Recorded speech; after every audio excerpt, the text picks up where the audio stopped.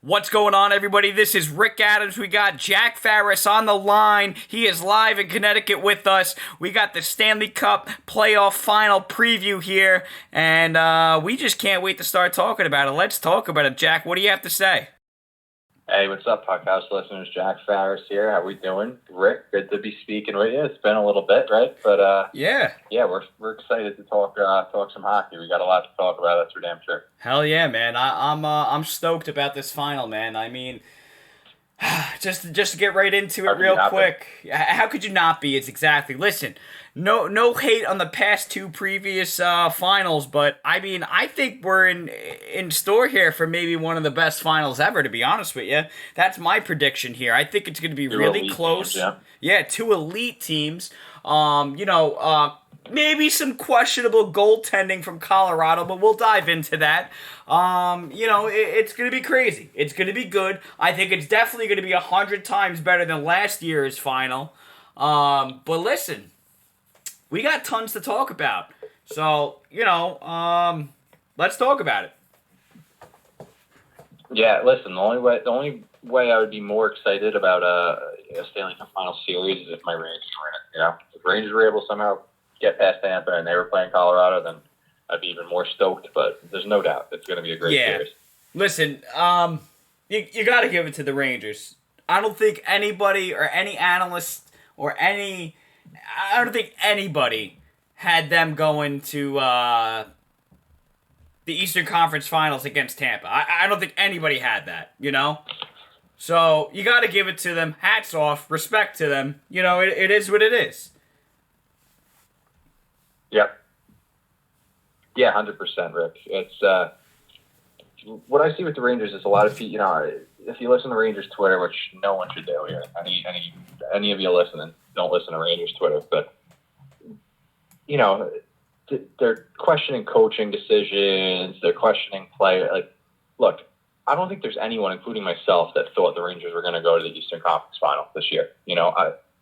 They made strides last year. There's no doubt. And, they had a good deadline picking up Andrew Kopp and Petrano and guys like that. And their young players have taken strides. Keandre Miller for sure. Braden Schneider's looking good. Shesterkin has taken even a huge step, He's Absolutely. taken a 5-step up the ladder, But, it's you can't sit here and say, the Rangers should have beat Tampa. Could they have? Maybe. But that's what I was sitting here saying. I was sitting here saying, what if they didn't let up that goal to Stamkos and they were able to hold on and win that game, and what could have happened? But you could say that about any series, right? You could literally say that about any series. And the bottom line is Tampa got it done because they're a championship team, and that's what they do. Stamkos scored that big clutch goal, right? Because he's able to. And that's what he's used to doing, and that's how Tampa's set up. Tampa Bay is set up as a championship team. They've been there. They've done that. They don't fold under pressure, and they score those big goals. They're able to. They're well coached. It's a well-oiled machine, Tampa Bay. Absolutely. The Rangers are still young. No That's the bottom line. I mean, a majority of the Rangers core is still young, and they're still, learning those big game moments.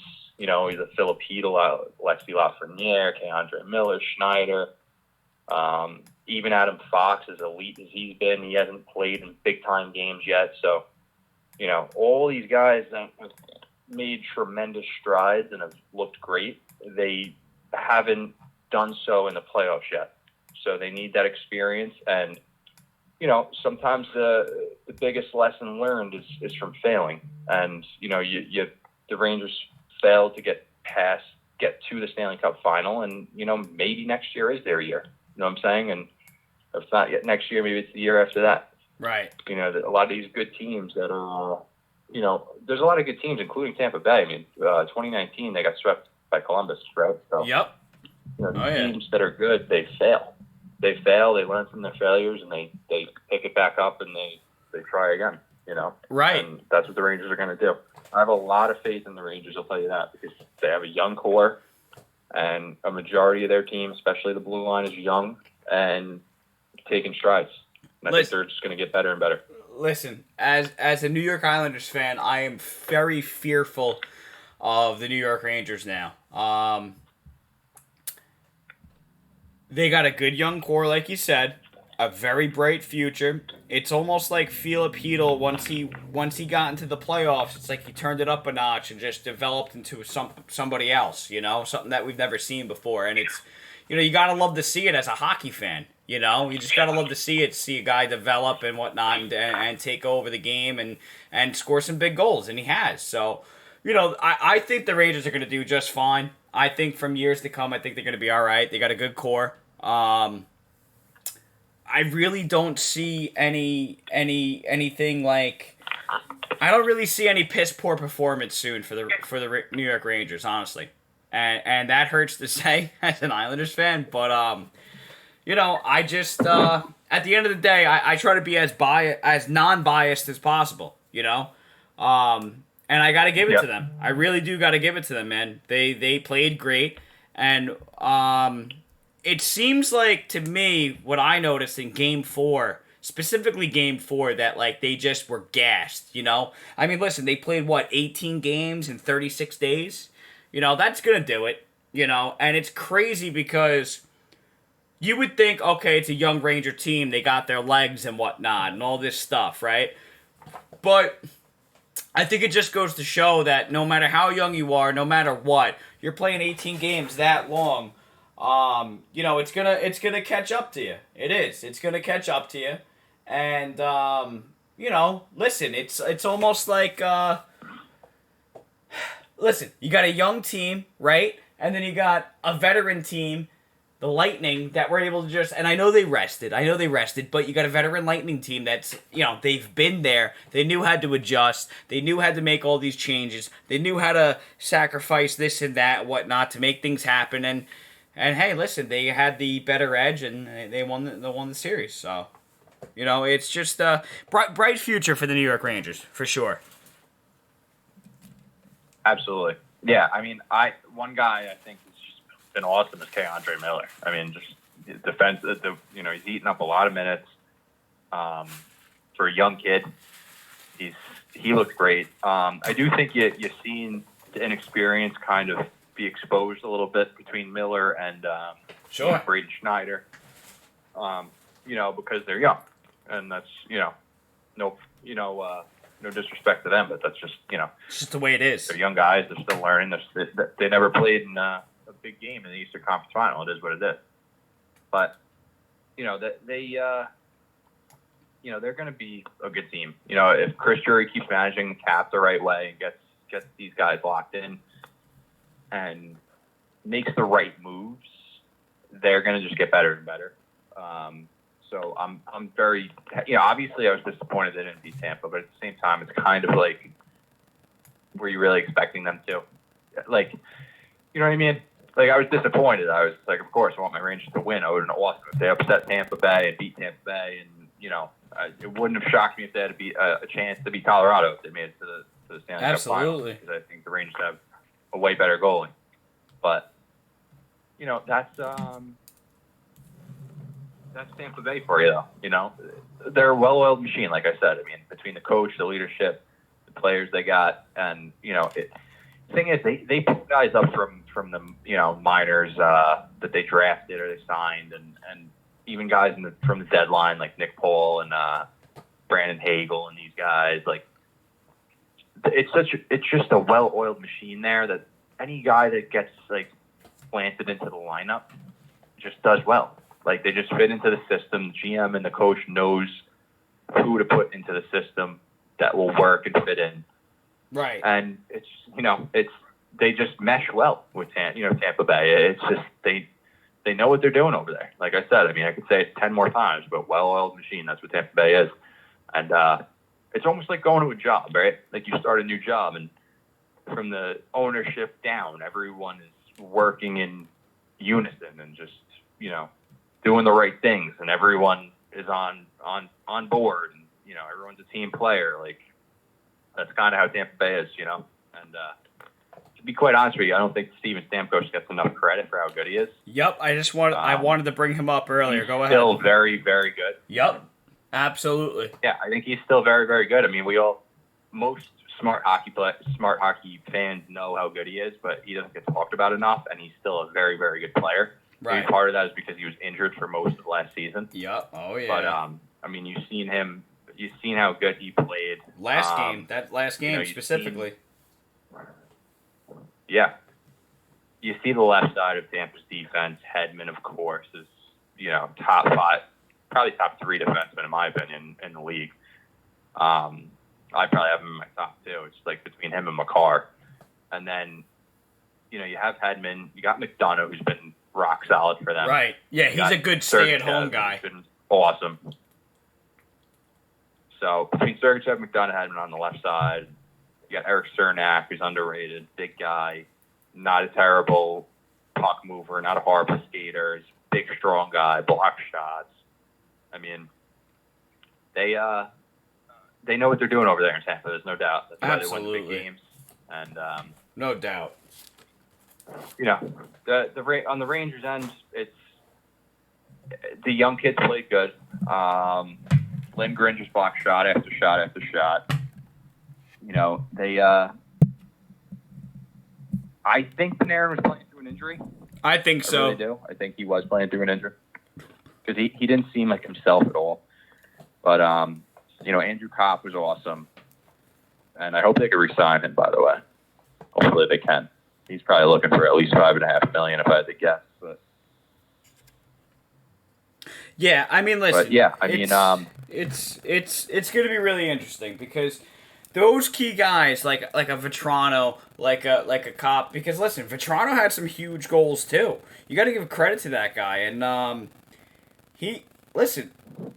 think they'll be right back where they left off. Honestly, next season they re-sign these key guys, keep that core, run it back.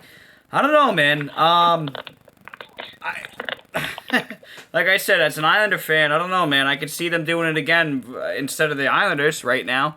We'll get into the off-season shit, later on and whatnot. But I don't know, man. I mean, they got the goalie. They build out from that, right? And they got a great young core defense. They got the kid line that showed great improvements.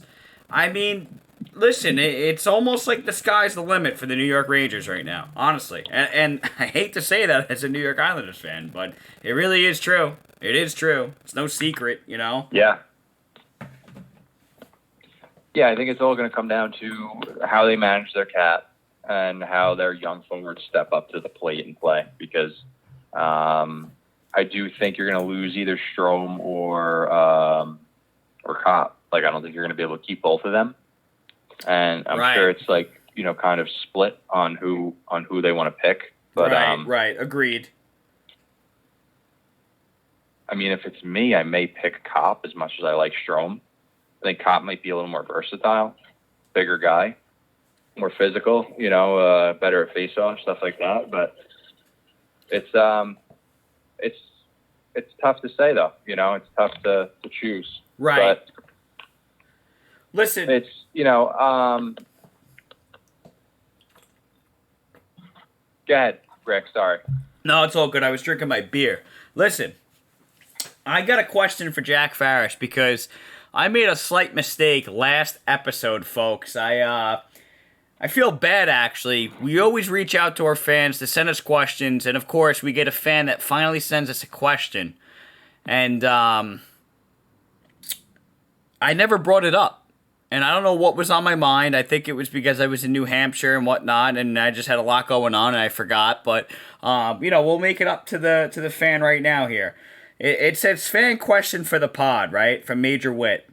The past few episodes of PuckHouse, Rick has really been fixated on the advantage of playing home games in the NHL playoffs, and the results of the games these past few days back him up. I know Rick is also an avid NFL fan, so my question is, do JNR think the home advantage in the NHL playoffs is that much bigger than it is for other sports?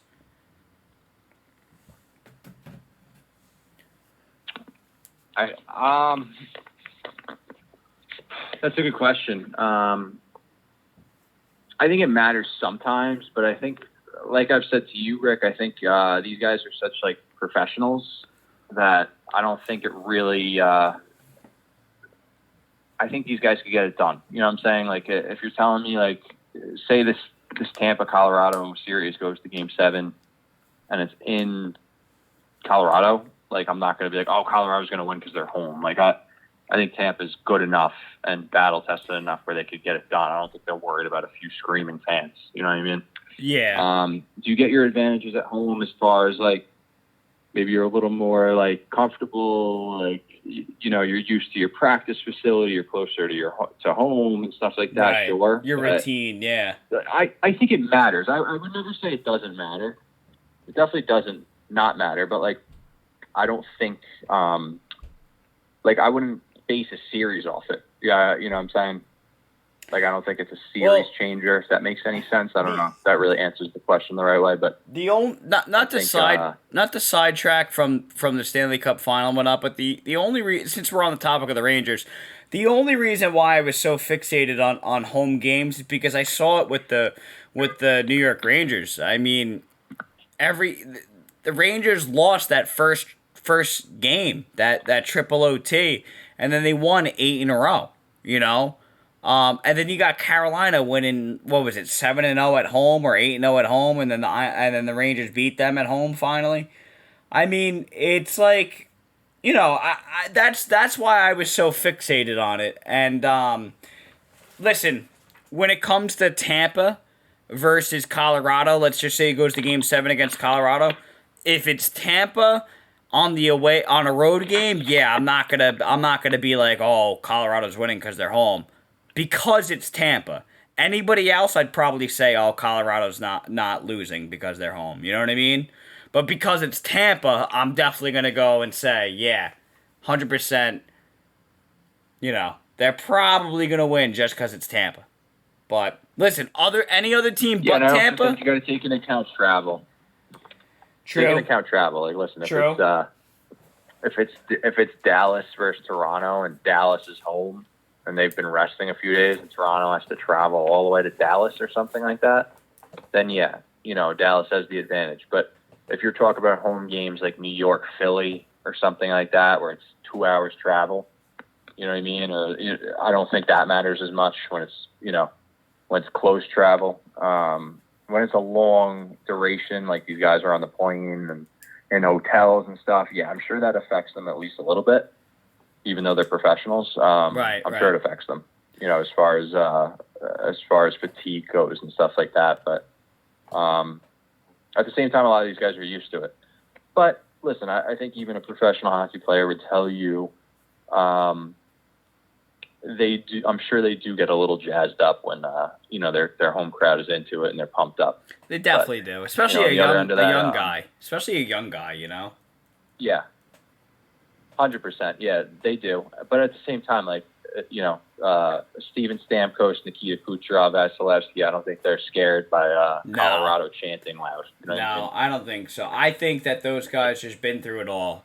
Listen, Tampa's something else, man. I don't necessarily like them after my bitterness with the New York Islanders with them, but you gotta respect them. You know what I mean? You gotta respect them. They're fucking great, man. They really are. And I want to they didn't win 2 cups by mistake. Right. Yeah, it wasn't lucky. It definitely wasn't lucky. You know, you gotta respect them. You gotta give hats off to them. Honestly, I'm gonna be honest with you. I really thought that, like, oh, this ain't Tampa Bay's year. It's over for them. You know, blah blah blah. But it's like, it ain't over. It is far from over, from what it seems like. As long as everybody's, like I said, I've been saying in the previous podcasts, as long as everybody stays healthy, fuck, man, the world is theirs, man. Seriously. Gotta and you gotta keep in mind too, Tampa beat the Rangers without Braden Point, and now there's Braden Point's probably going to come back for this Game 1 against Colorado on Wednesday. So, you know, keep that in mind. They beat the Rangers without Braden Point, and now they're getting Braden Point back. And Braden Point isn't a depth player. Braden Point is a fucking star. Yeah. He's a very good player. So, that's going to make a big difference. You know, listen. if you want to dive into that series already, listen, I don't know who you got in the series, but I got Tampa in 6 against Colorado. Well, I think I know how. Yeah, listen, I don't want to cut you off real quick, but listen. I've wanted Colorado to win for like years now. For years, I've wanted them to win. Aside from my New York Islanders, obviously in the past 2 years, but I've always wanted Colorado to win as well. I always liked McKinnon. I always liked them. I always liked him. I always liked Landeskog and Ratton in that first line there. But my heart is with Colorado, but my money is on Tampa Bay. And honestly, the only reason why my money is on Tampa Bay is because of goaltending. And we've said it every single fucking episode, we've said goaltending. We might have dived into home games, but really goaltending, man. And I'm sorry, like, no disrespect to Darcy Kemper and whatnot, and I can't even pronounce his last name. Francaise. I don't know what his last name is. Francouz, yeah. Chicken franchise. Yeah. That's what I called him. No joke. Like, all jokes aside, franchise is what I called him. Listen, Shesterkin blows them away. You know what I mean? Listen. Stanley Cup final, they might fucking turn it up notch. You know what I mean? You don't know. They might fucking trigger something in their brain where they're fucking ultimately focused and it's something else. You don't know until the game happens. But going past track record, my money is going to be on Vasilevsky and the Tampa Bay Lightning. I mean, listen, I think 100%. I think 2 days ago they were at plus 145. I saw they were at plus 145, and I was like, fuck that. I'm fucking betting that. I don't give a fuck. I feel like I'd be an idiot not to, But hey, prove me wrong, Colorado. I would love to see it. And that's why I love this, because I'll bet against Colorado, who I really actually want to win. But past track record shows Tampa Bay is going to win. So, we'll see. We'll see. Yeah, Rick, listen, 100%. Goaltending matters, there's no doubt. Look how good Vasilevsky is, like we've said. I mean, listen. One thing I wanted to get into was one of the big reasons I think Tampa's going to win, and I would have thought this anyway because it's Tampa. And when you talk about Colorado, we don't even know if Kadri's going to be back. I've heard he wants to come back, and he's probably going to be back. Right. Who knows? I don't know how hurt he is. Even if he's back, I'm still picking Tampa. He's not that much of a game changer for me where I'm going to be like, Kadri's back, Colorado's going to win. But I will say, if Kadri's not back, they got no shot at winning. Don't underestimate him. Underestimate. I wouldn't underestimate him, but I wouldn't say he's a total fucking game changer like Kucherov, but he's definitely a guy you want in your lineup. No, he's a good player. He's definitely a guy you want in your lineup, 100%. He's good. He's got bite to his game. He's good. He scores big goals. I'm not discounting him at all. I'm just saying, that's what I'm saying. Like, I think Colorado, if they don't have him, they've really got no shot, because I love that top line, McKinnon, Rantanen, and Landeskog. And obviously Makar is he's dynamite, but I can't see them beating Tampa. Like, Tampa's just too well put together in every position, depth-wise, defense, goalie, coach, you name it, especially goalie. So I can't see Tampa losing. I really can't. I think Colorado's going to put up a fight. But one thing I wanted to get into was Colorado, round 1. Who did they play? They played Nashville. What goalies did they play against? Connor Ingram, David Rittich, right? Right. No disrespect to those guys, but okay. Round 2, who'd they play? St. Louis, right? Yep. Jordan Binnington, Ville Husso. No disrespect to those guys. No, Binnington won a cup. He's good and all that stuff, but I'm not saying he's not good, but, still. Now Vasilevsky, round 3. Who they play? Edmonton. Who they play against? Mike Smith, Mikko Koskinen. Exactly. Right? I wanted to dive into that series. Now, and those teams still put up a fight against Colorado. Now you're going against Tampa, who has probably just as much firepower offensively as Colorado, in my opinion. Right. You know what I'm saying? You could make the debate about McKinnon versus Stamkos. McKinnon's younger, and McKinnon's so fucking good. I love McKinnon. Trust me, he's a fucking horse. He scores goals. He's a playmaker. He's big. He does everything. He's amazing. But my point being is now Colorado's going to have to go and penetrate against a Tampa defense and a Tampa Vasilevsky in net. Right. Instead of all these other goalies they were playing against. And I don't think they're going to be able to do it. Right. They'll be able to do it. They're going to score some goals, but it's not, It's not going to be a walk in the park. It's not, No, it's not. And look, when you look at the Rangers, Zibanejad, Panarin, Kreider, the players they have, I think when you put that top line against Colorado's top line, sure, I would say Colorado's top line is probably better. McKinnon, Rantanen, and Landeskog, probably a better line. I think McKinnon's obviously better than Zibanejad. But, it's not like the Rangers were any slouches. They had good forwards, too.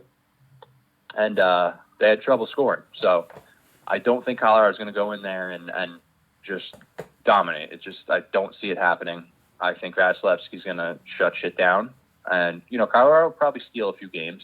Right. They're going to score some nice goals because they're that good. But, yeah, you got to look at who you're playing against. Who they just played against, Mike Smith.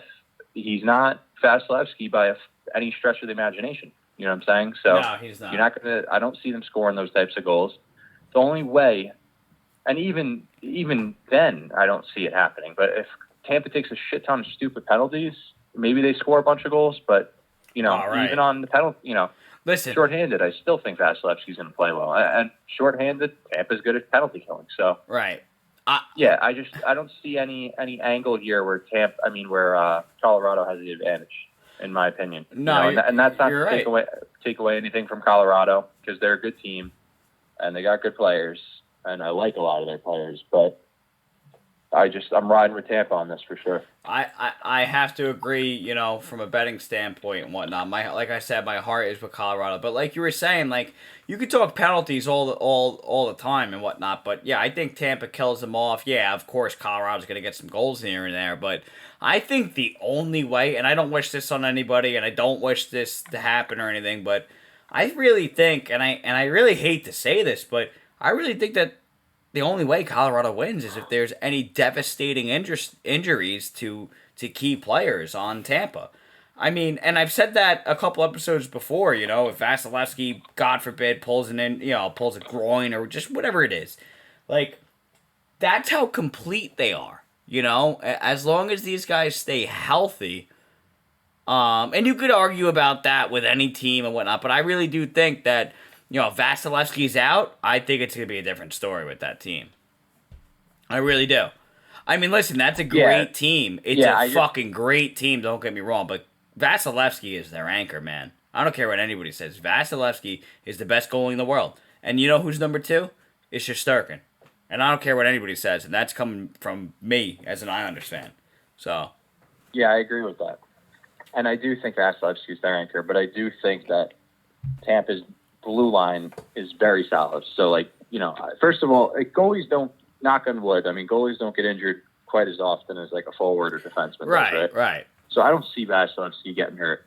If he does, look, Brian Elliott is, a veteran. He's been there. He's a solid goalie. He's not elite. He's not, you can't compare anyone to Vasilevsky, obviously. But he's a veteran, and Tampa's blue line is really solid. Tampa has a lot of depth at forward, a lot of forwards that kill penalties, block shots, do all the dirty work. So, I'm not scared of Colorado against Tampa. I'm really not. Put it this way: if I'm wrong and somehow Colorado smokes Tampa in 5 games, I'd be very surprised. I got a lot of confidence in Tampa. Between their coach John Cooper. Their core of players is so good. They made the right ads at the deadline. Their decor is great. They can kind of play any style you want for the most part. Obviously, Vasilevsky is elite, best goalie in the league. I think the only thing Colorado has the upper hand on is that Cale Makar is a right-handed shot puck moving D-man, and he's elite. He's a superstar. He's unbelievable. Right. His skating, his puck moving, his fucking shot,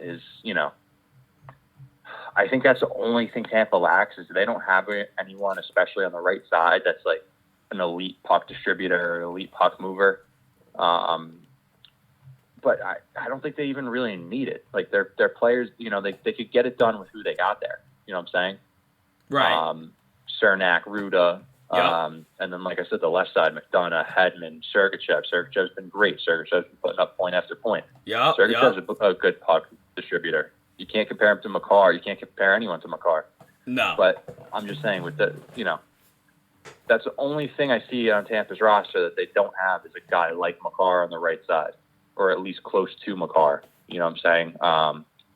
But it doesn't matter to me. Like I still think Tampa gets it done. I still think Tampa wins, and it's going to be an awesome series to watch. Just, listen, they're both two good teams, but yeah, I think Tampa gets it done in 6. Wouldn't be shocked if it's 5, but if I had to pick and bet money on it, it'd be 6. I think you're not beating Vasilevsky like that. It's not going to be like the regular season. I mean, all regular season long, it was so fun to watch, like a Colorado power play in the regular season, the middle of December or something like that. McKinnon, Rantanen, Landeskog, Kadri, Makar. It was just like moving the puck around and, I don't think it's, they're not going to penetrate Vasilevsky and Tampa's D that easily. It's just not going to happen. I do think there's some forwards on Colorado people don't really give enough credit to, like Valerie Nichushkin's having a sick year. How much of that is because he's playing with elite superstars like McKinnon, Rantanen, Landeskog? Probably a large part of it, but he's a big Russian winger, big strong kid, skilled. Yeah. So I liked him when he was on Dallas, but it didn't pan out. I'm pretty sure Dallas bought him out too. That's the funny part. Yeah, I know. I know. think Dallas had him on like a 3-year contract that like not a big cap hit. I think they bought him out, and then Colorado gave him right. I forgot what it was, a 2-year deal or something, low money. But now, yeah, he's playing amazing. So Jack Farris thinks that Tampa wins in 6.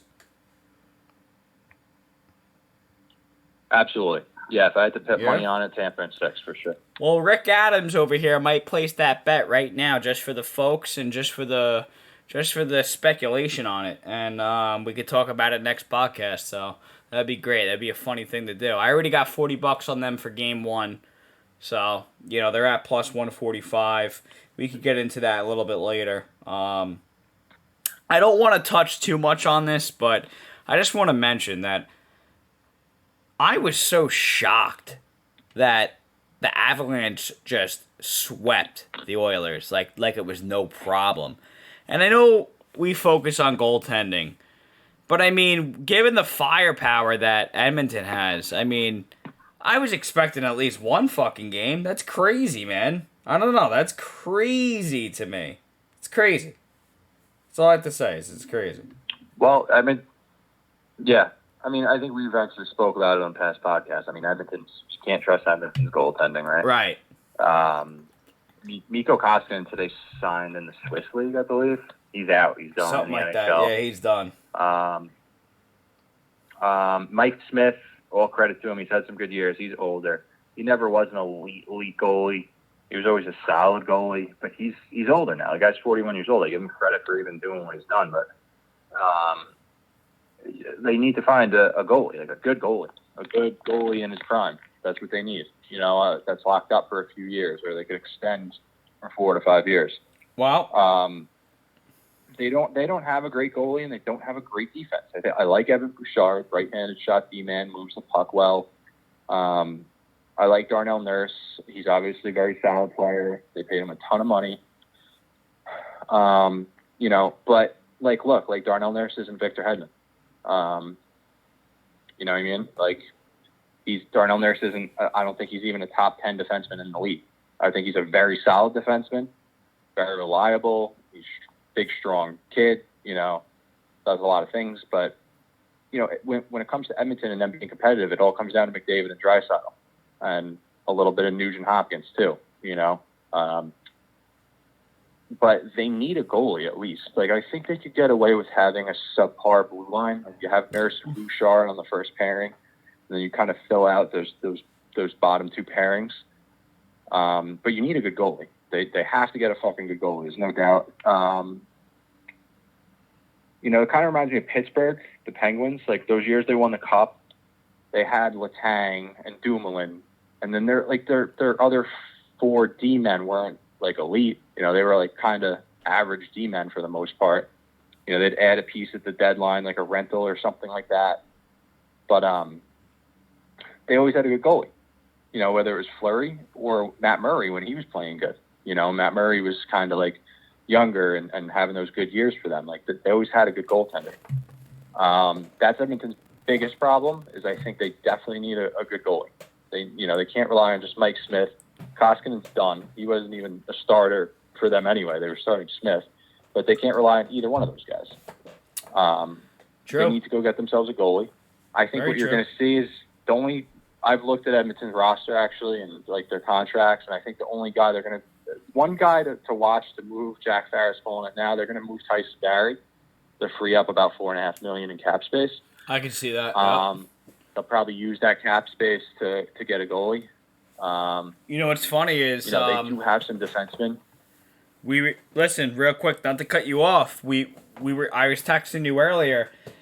John Gibson, and not to get too much into the offseason and whatnot, but just because we went on a rampage about Colorado and Tampa, I wanted to bring up the Oilers.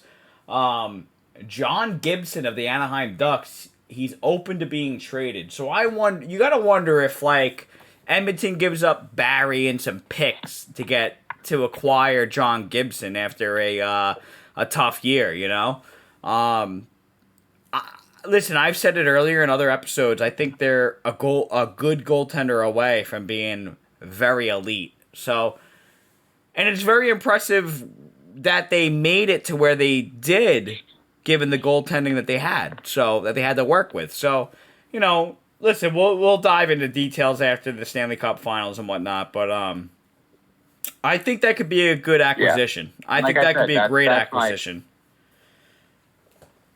Yeah, that's my take on the Oilers. That obviously their forwards are they're set at forward, right? Obviously, absolutely. They need a goalie. I think even defense, like they need to move. They probably have to move Barry. That's the only guy that's like a decent cap hit that you could free up some space and add a good goalie. That's probably what they're going to have to do. They do have they got like Broberg, Samorukov. They got some guys in their system. Shards looked great. They have Nurse already. They probably should try to add a defenseman too, like a solid defenseman on a few year deal. But listen, Edmonton's problem is they need a goalie. And the other problem is, honestly, sorry to our Edmonton listeners if we have any yet, I don't think Edmonton's really attracting free agents so well. No, if you got a guy that's on the market that's a 27, 28-year-old defenseman in his prime, and he's got 5-6 choices, and Edmonton's one of them, I don't think he's picking Edmonton. I'm sorry. And I think it's because, especially if he's an American kid. American kids aren't going to pick Edmonton.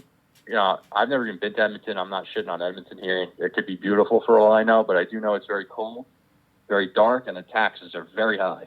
So, when you got your choice between that and, wherever, Vegas or Florida or Texas or whatever it may be, or even Pittsburgh or something like that, or, New York, I don't see guys picking Edmonton. So Edmonton has to do a little more hands-on work with their development and developing players that want to play there, maybe drafting Canadian kids. I'm not saying no American kid will want to go play there. I'm not saying that, but, I do think they have a tougher time attracting free agents. So, they have to really, if they get a free agent they can sign, they should probably jump on it. And unfortunately, they may have to pay a little more than the average team, that from my standpoint, like from what I'm thinking. If you got like Florida Panthers versus Tampa Bay Lightning, those contracts are going to look different because you play for the Florida Panthers, you're going to make more, you're going to get taxed way less than if you're in Edmonton. Right. And then you get the lifestyle factor to it. So you could hang out on the beach and until 8 p.m. if you want, and then in Edmonton it's dark and cold, Yeah. So that's a factor. But listen, there's plenty of, amazing Canadian players that will love to play in Edmonton. So they got to, they just got to draft and develop the right way for sure. But, this free agency, if if they can maybe move Barry to free up that cap space. Not that I don't like Barry; he's a good puck distributor, but I think Bouchard's going to overtake him. I think so too. I agree. I agree with that. I like Bouchard a lot. That's a quick way to free up $4.5 million. Free up $4.5 million, you get a goalie maybe, or you go sign one. Maybe sign like a cheaper defenseman too to kind of shore up the blue line. Yep, kind of fill let that Bouchard role. develop. Have Bouchard move up into Barry's role, then fill the role behind him. Yep, absolutely. Yeah, so that's what they have to do. But I wasn't too shocked Colorado beat them, and the big part of that's goaltending and defense. Absolutely. You know, I mean, they weren't. In playoffs, you're not going to just beat guys with offense, and I'm sure McDavid is realizing that. Like, Absolutely. I'm sure he's yelling to Ken Holland, the GM, like, get me a goalie already. You know, yeah, get me a goalie and a solid defenseman, please, because he's doing all he could do. He lights it up every year. But there's no doubt they need a solid goaltender they can depend on in their prime that's locked up for a few years. Listen, this is my stat of the podcast, and I saw it today, and I thought it was crazy. Maybe not too crazy, but no team has won the cup with the player making $10 million or more a year. That just fascinates me. I know hockey. Not even Chicago, really? Not even in Chicago. You know, you gotta wonder. Like, I know it's the NHL. I thought Kane and Taves were making like 10.5 or something like that. I don't think it was when they won the cup. That's the best part. That's the best part. I looked it up. They when they won the cup, they didn't. Yeah, that's the best part. So, and listen, and it might sound to our average listeners, it might sound like, oh, $10 million a year. What do you mean? Like, if you know hockey, it's like one of the most least paying sports and whatnot. When the top guy pays, makes $10 million a year at least. Matthews, Tavares. What is Marner at 11? Or am I being crazy? Yeah, I think Marner's close to 11. Yeah. Matthews is over 11. Yeah. Tavares is 11, and I think Nylander is like close to 7. So it's crazy. It's just crazy. Like, and just to touch on the Toronto thing too. I know. Look, that's a past series. Obviously, they already got beat, and we're kind of talking about old news now. But just quickly, just for the Toronto listeners, and just kind of correlating it to Tampa. When I was looking at this Tampa team, I mean, when they got swept by Columbus, and they had that team that kept making the playoffs and wasn't going, wasn't winning. And then, boom, they get swept by Tampa that year. Get swept by Columbus that year that they were really supposed to win. They made ads at the deadline and everything like that, right? But they do. They stayed pat. They didn't make a knee-jerk reaction. They didn't fire their coach. They didn't start trading players. They didn't trade fucking Stamkos or Kucherov or Hedman for picks and prospects. They didn't get rid of John Cooper. They stuck with their group. And there's something to be said for all the people that are like, oh, like, Toronto has to trade Nylander. They have to trade Marner. I kind of give credit to Toronto's GM now that I look at Tampa's team and I kind of correlate the two because, he's probably looking at teams like Tampa that have won and said, hey, they lost and failed a few times, and they stuck with their group, and eventually that group won. It's not always the best move to make a knee-jerk reaction and just trade a guy for a first-round pick at some prospect that's a superstar just to say, oh, yeah, we made a trade, we made a move, just to make the fans happy. It's not always the best move. So, I think the only difference with Tampa-Toronto is Tampa probably had a little more wiggle room cap-wise because, like we just spoke about, Toronto has to pay guys top dollar because it's a heavily taxed province. It's Canada, so it's not the same as Tampa. But still, I think Toronto's best course of action is probably holding on to that core and probably sticking with that coach Sheldon Kiefer now and giving them another shot. Trying to add some bargain guys, kind of like Tampa did. Tampa went out and added Corey Perry and Belmar and Brian Elliott and Zach Bogosian. They added all these guys. I think the only difference, though, with Toronto is I think there's a lot of guys that want to come to Tampa because they're like, all right, I'm going to live a nice lifestyle. I'm not going to get taxed as heavily as Toronto, right? And I have a chance to win a cup.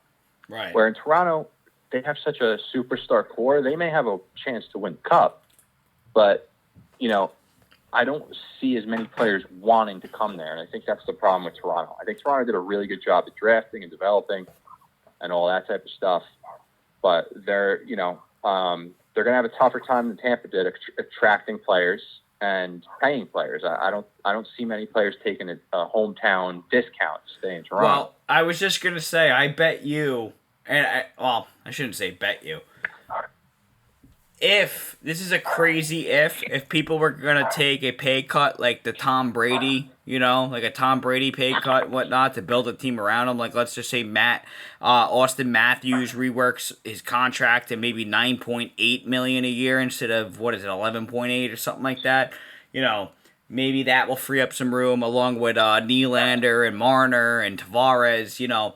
If they rework their contracts and at least make $2 million each, that will leave you up to like at least $8 million to play with.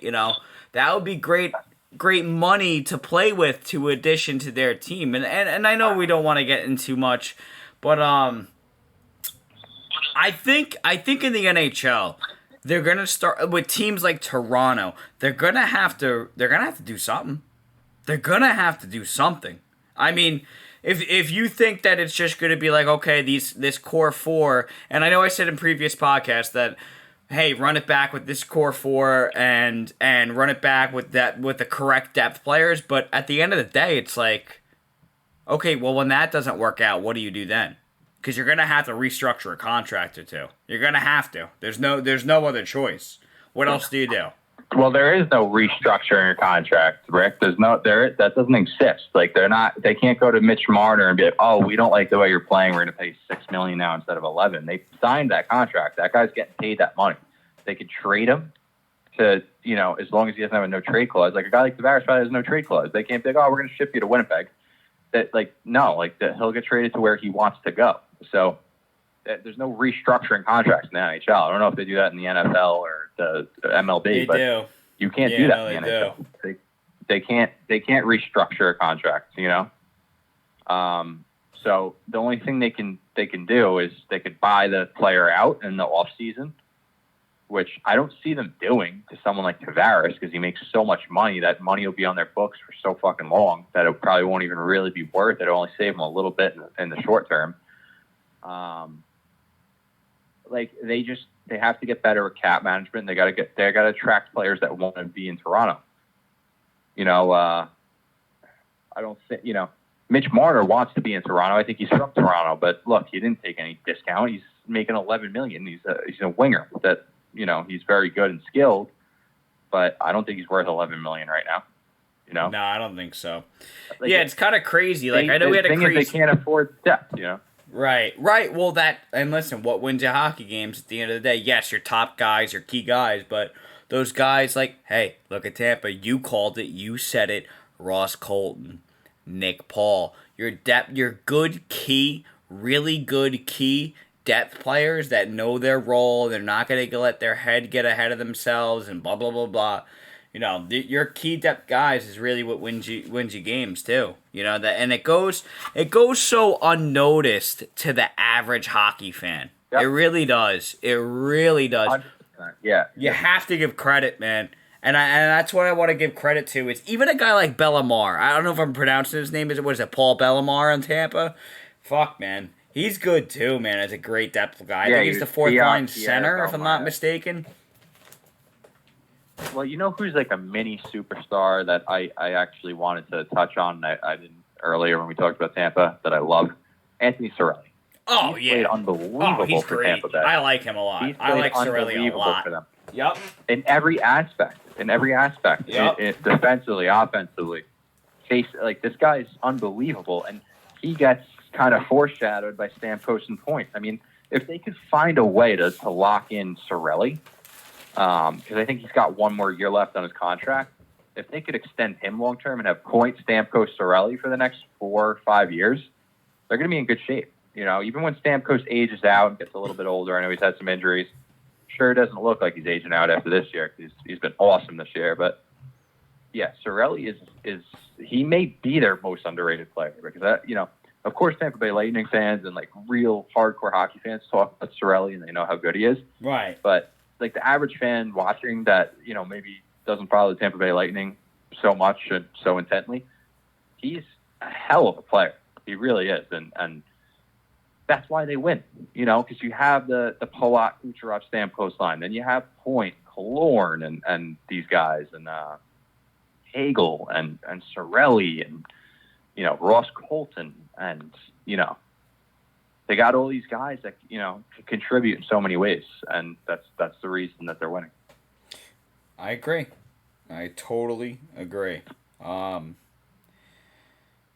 want to get into players to watch for this series coming up for the Stanley Cup Final.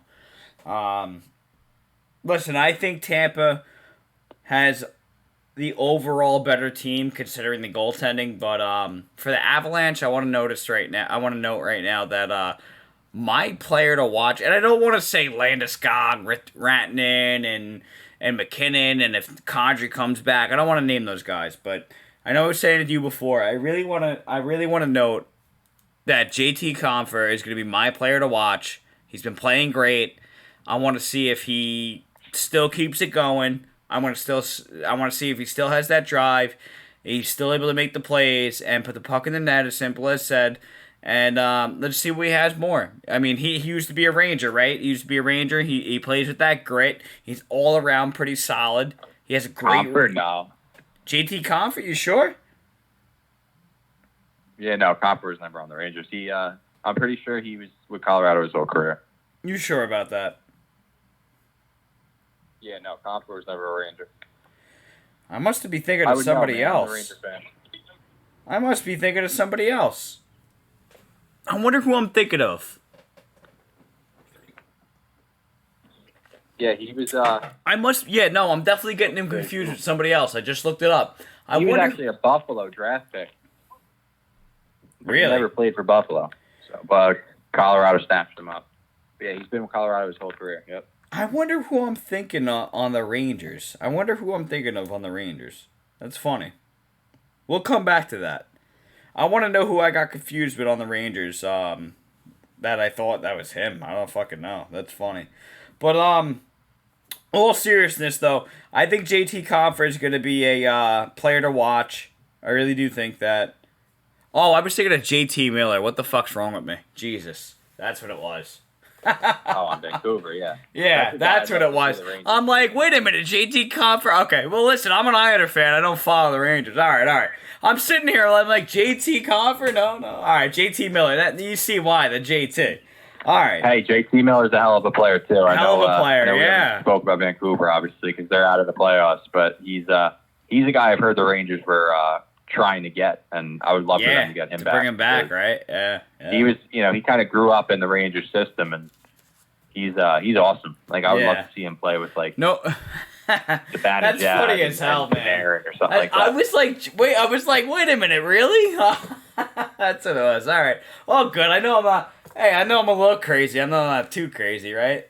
All right. So listen. No, that's all right. Hey, we've all been there. We all have our brain parts. Right? Yeah, man. Yeah. Listen, JT Compher on the Avs. I just want to see if he could still keep it going. You know what I mean? Like I was saying before with the Rangers, can Chris Kreider still keep it going? Not to bring them up and go off track and whatnot, but Kreider kept it going. But listen, JT Compher, I want to know if he's able. This is a guy who could have a really big playoff performance and get paid, man.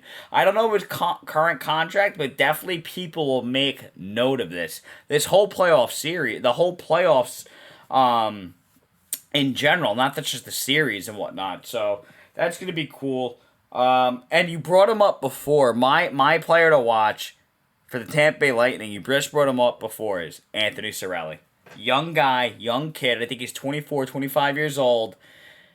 This is his time, man. I mean, he's won a cup before. So let's see what he does. I mean, listen, he's older, he's matured, he's been here before. I really wonder if he steps up huge and play, scores a couple big goals. No secret that the top lines are going to be the top guys and do what they do. Obviously, of course, players to watch, they always are. But I always like to do the under the radar guys, the guys that don't get too much attention, because it's so easy to just say, "Oh yeah, player to watch is Nathan McKinnon." You know, we're not here to do that. So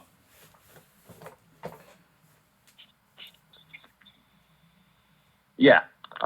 Listen, like I said, I like some guys on the Colorado's depth that like they don't get into the position they are if they weren't good, right?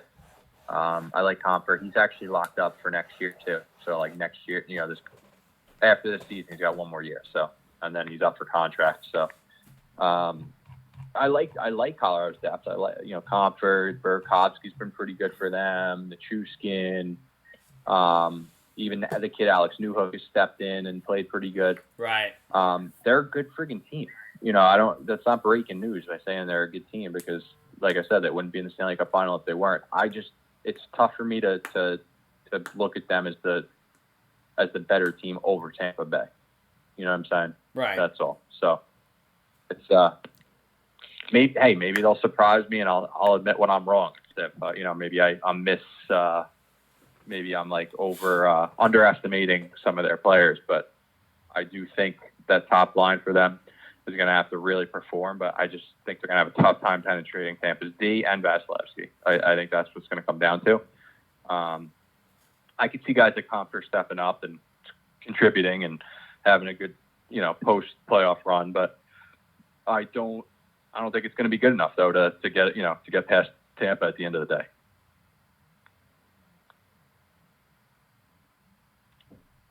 Listen, I agree. Like I said, my heart's with Colorado. I think Colorado's a great team. I think they're even with Colorado from a player standpoint, but when it comes to goaltending, I think Tampa Bay has the upper hand. And when we're talking about the upper hand, it's not like they just have the better goalie. It's like, no, they have the best goalie in the world. So I really do think that is the difference maker. I think Vasilevsky can be that X factor. He is an X factor.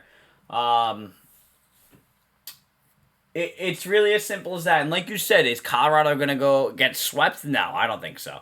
I don't think so at all. Are they going to win a couple? No, yeah. I think they're too good to get swept. But yeah, I think they're too good to be swept. But I don't see them winning the series. That's all I'll say.